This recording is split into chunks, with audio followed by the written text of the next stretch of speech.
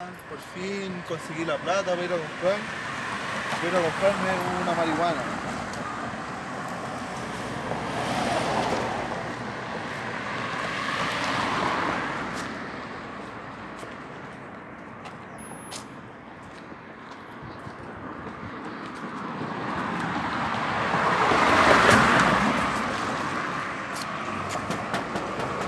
Ojalá me conteste.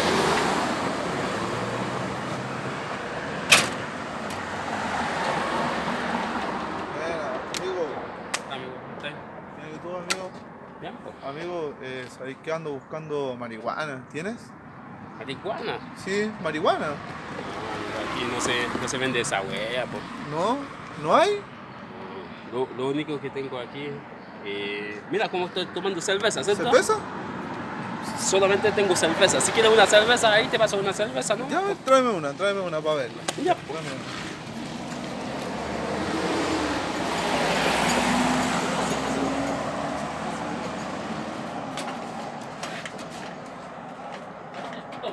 Gracias, amigo. Ya, amigo mío. Una cerveza.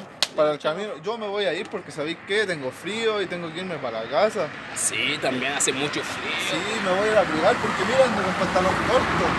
Ya, amigo, ya, nos vemos. Ya, Ya, chao, amigo mío. Ya, cuídate.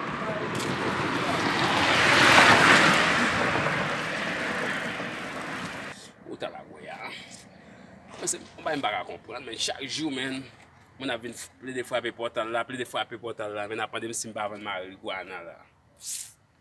Mwen sa bon problem an pili men.